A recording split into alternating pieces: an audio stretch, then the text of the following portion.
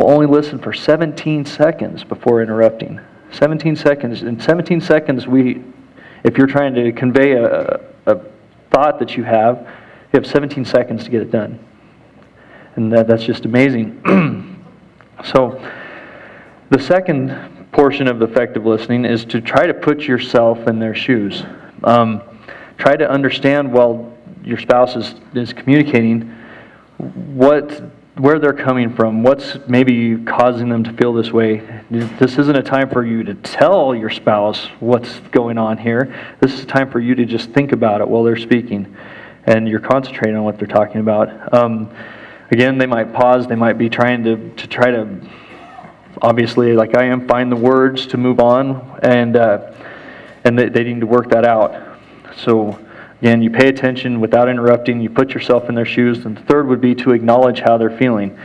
When they've come to the point that they're done with their thought, it's even helpful for me, the talker in the household, kind of, for the most part, is just a pause. Let there be that little, maybe awkward silence, so to speak, before I move on to this next portion, the third portion, so that I know that Kim's had a chance to finish giving me all of her thoughts. And once that's happened, I acknowledge how she feels. You could call it reflecting back, maybe. And this, in essence, is I tell her what I heard her say. That way, by doing this, if I've misunderstood, this is going to be Kim's opportunity to say, no, that's not what I meant. Or even for her to hear what she just said, she might say, you know what, that's not what I meant to say. That's not how I wanted to put that. Or, you know what I mean? It gives her an opportunity to make corrections. So we're working on clarifying this situation at this point. This could feel a little bit awkward to repeat back what you just heard. It may even feel contrived, like you're just... And it's definitely probably going to feel like you're slowing down your conversation, because in this fast-paced world, it's go, go, go, boom, boom, boom. Need a burger and French fries and hit the road again. And you just have to fight that. This is really powerful. And this clarification, this one moment is going to help us make a more meaningful and supportive conversation. The fourth step would be to find out what was the most important part of this conversation. You've repeated back to her what she had to say, and then you could just flat out ask, what was the most important part of what you're saying?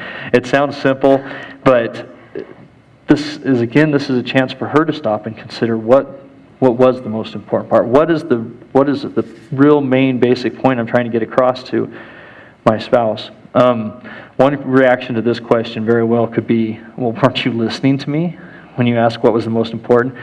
Again, you're remembering that this person loves you and means the best for you, and that all they want to do is understand you. Would you want to come to the point where there's not any unspoken little hidden messages, or that you even think there are? You want to be completely out there in the open with this and be real. And then the fifth and the final step would be to move on to determine what you guys might do. Is there anything else that you want to discuss about this issue? Issue. That's for Todd. Anyway, is there anything else that you want to talk about? Give your spouse time to think about it, and then let them answer you. And maybe even repeat back to them again that reflecting what they gave you as the answer to how they wanted to approach this situation. Fight the urge to jump in and give advice. This isn't a time to say, well, we should do this or we should do that. This is time for, when she's taking the role as the lead in this conversation, it's a time for her to tell me what she wants to see happen, whether it's something that she wants to change, whether she was asking me something that I need to change, something we need to change together, or it just might be real simple. It might just be looking at something in a different way. So you're going to get your chance. Only yours will be in private to try to use these 5 steps to effective listening. And I've dragged this out for as long as I can. We're supposed to have stools. You want a chair? I don't care. I want a chair. Okay. That way I can't run. You feel like you need to sit down for this one? Yeah, because you act like you're really excited about it. I kind of am. last year, just quick, we mentioned the hot tub last year. I had started working on the hot tub. It was leaking somewhere, and I took it all apart and didn't bother to put it back together for, I don't know, 3 months or so. Not a big deal. 5. And so she shows up here, and she brings that up. And it was so great because that day I had taken the time to go order the part. So I was like, yeah, I did this. You're so not going to be that cool this time. I know, that's why I'm nervous. I'm going to use the card, though. All right, close your eyes. Huh? I'm serious, close your eyes.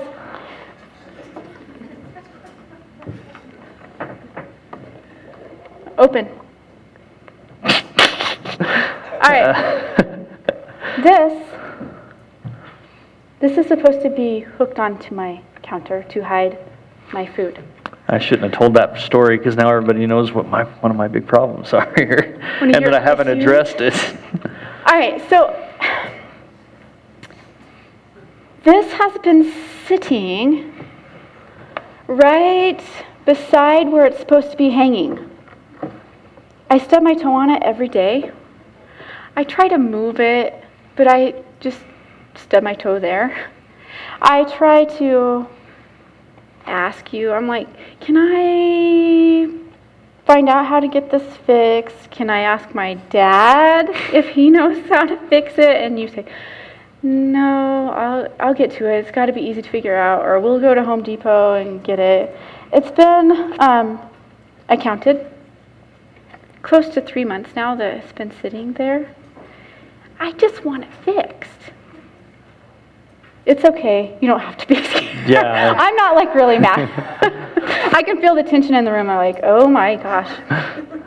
I don't care if we call somebody but it's like this procrastination thing that just bugs me. Because I don't want the babysitter that we had 2 months ago come into my house in a couple of weeks and go, ew, there's still a cabinet that's missing. And what's really bad is the cabinet is a rotary cabinet type of thing. So Lazy Susan. Lazy Susan. It's the Lazy Susan, so it's got the chips, and I've got kids, okay, and they do not, sometimes it's messy, and it's so embarrassing. And as a matter of fact, my parents came over the day they were kind of helping us get ready to fly, whatever, and don't get mad, but Dad goes, that is still not fixed. So he picks it up and he goes, well, that should be pretty easy to fix. But I just stick up for you and say that you tried to fix it. It's just that's the kind of thing that bugs me. So I was wondering, if you could just fix it, or if we could kind of work on that, because it just makes me kind of feel like my house is really old and decrepit when I have a cabinet hanging off. And I know you've been really busy. He's peeking. I am. I know you've been really busy, and I felt bad about even bringing it up. But when I was thinking, well, that was the main thing that I thought of that bugged me, because I stubbed my toe on it this morning. It's easy to put myself in your shoes when you keep referring to stubbing your toe. But, so, obviously it's the cabinet. The cabinet door, you want that to be fixed, and you'd like that to be fixed. And I'm glad that you appreciate that things are hectic, but you're right. I'm not doing this right at all right at the moment because I'm diverting. But is there... You can use it. I gave it to you cheap. But I know you did. Thank you. Is it deeper than that? It's just the procrastination thing. Let's just go one thing at a time.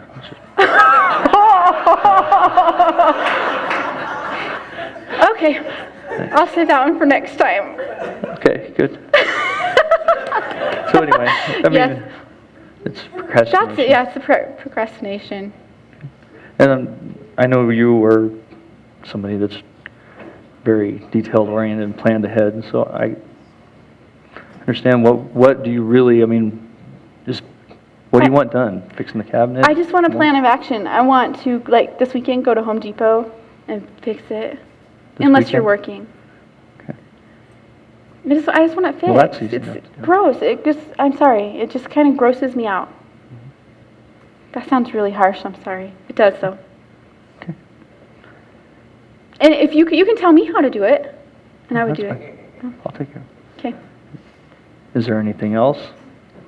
I guess not. Okay, here, take this. Oh, he's going to do it to me. We went on this vacation, and last night at the hotel that we stayed at, oh man, the pillows were awesome, Kim. They were such nice pillows. They were so soft. And we got home, and slept on the pillows we have at the house, and right when I got into bed, my first thought was, how many times have I begged Kim, go spend the money, I don't care what it costs, buy me some good pillows. These are worn, and they're flat. And I would be happy to do it. Oh my gosh. Dad, I'm not used to this. Yeah? Don't cry. I'm not going to cry. I'm not going to cry. It's just funny.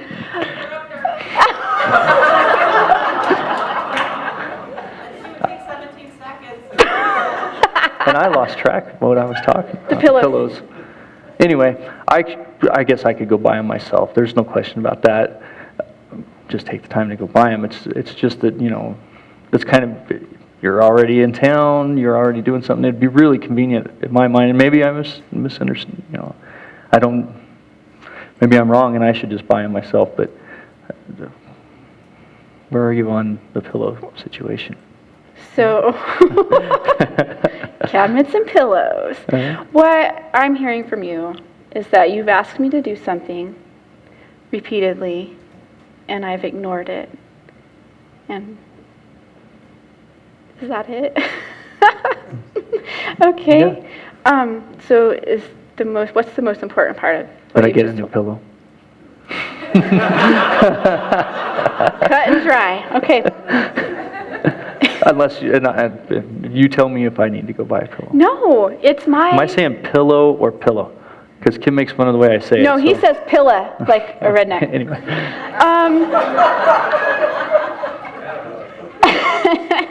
Okay, so is there anything else you need me to do besides go buy pillows tomorrow morning or tonight on my way home? You don't need to do it on your way home. Tomorrow morning would be nice. Okay. I'm tired enough. I'm going to sleep without the pillow tonight. I'm not worried about it. So Okay. no, that's great. In fact, it's kind of out of place and for the conversation, but it's nice to see that sometimes other people procrastinate. Oh! All right, let's go back to this stuff. That's enough there. Wow, okay. All right, we're going to conclude just about 15 more minutes, so then we'll get you out of here. So some of us may find it difficult to listen, but we can only get better when we recognize our weaknesses, and that'll happen through practice. There cannot be clear communication without real listening. Real listening is more than remaining quiet when your spouse talks. It requires giving the attention necessary to clarify what your spouse really needs. The most important marriage skill is listening to your partner in a way that they have no doubt you love them. So, now others of us will find it difficult to articulate our feelings, particularly if we're not used to doing so. Maybe it's that we haven't grown up in a home that we've seen that, or we weren't allowed to. Things like that will sometimes interfere with articulating feelings. Deep communication requires us to be open and real and to make ourselves vulnerable to each other. There's no doubt that this is hard. It's really hard to open up and just be real about what we're feeling. But just as it's important to feel listened to, it's really important that our spouse knows that we trust them and feel comfortable to open up about our feelings and things that are happening and going on. The being real subject for some reason just jumped in my mind thinking about go back to when you were dating and that person that you showed your wife or future wife or future husband, and then all of a sudden you got married and surprised that's not who you really were. And that Kim mentioned earlier, the first year for us anyway, and I think for a lot of people is a little bit rocky at times, and it's because in that first year you're still trying to, in fact what I'm getting at is your entire time together you're still trying to act like somebody you're not. You want to be everything to her and not have any flaws and vice versa, and it's so hard to just stop and say, she'll love me even when I fail, and I'll be able to love her when she fails. That's tough, but that's a huge part of this communication thing. And it's when we don't show those feelings that that wedge starts and we begin drifting apart, and it happens before you know it. In a magazine article entitled, "Do Men Understand Intimacy?" a wife named Allison is quoted as saying, "James relies on me to do all the feeling in our relationship. He is English and very remote. He was sent away to boarding school when he was 8 years old. When that happens to a little boy, he soon learns that having emotions will make life a lot harder."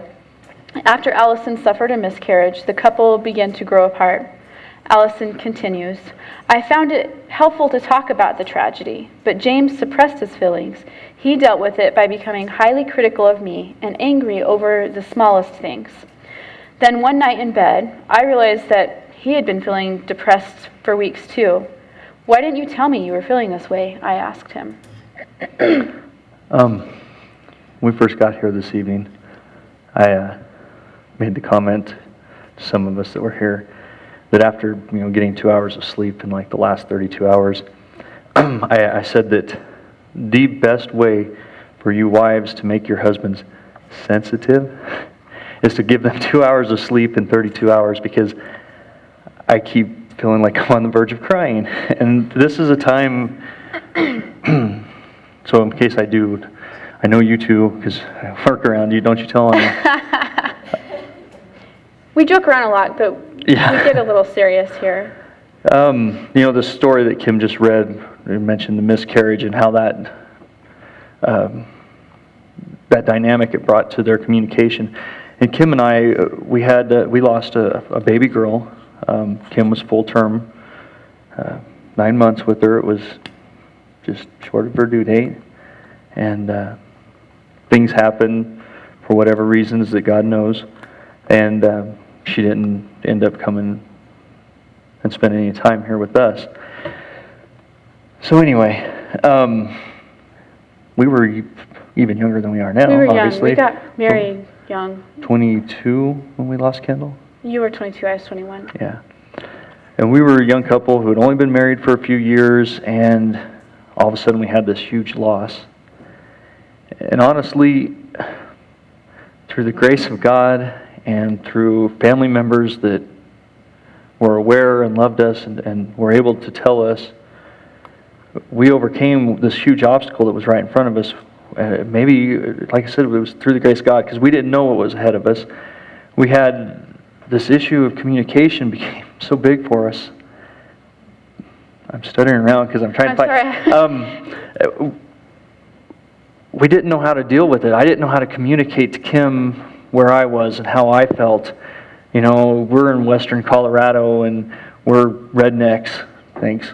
And I couldn't be upset and sad and show her, and so I'd keep it bottled up. And I didn't want to deal with her being upset and sad and the emotions that she had, because I knew that mine were right on the edge. They were going to come out if I dealt with hers. So I'm pushing her away and I'm hiding mine, and it gets to the point that we had explosions.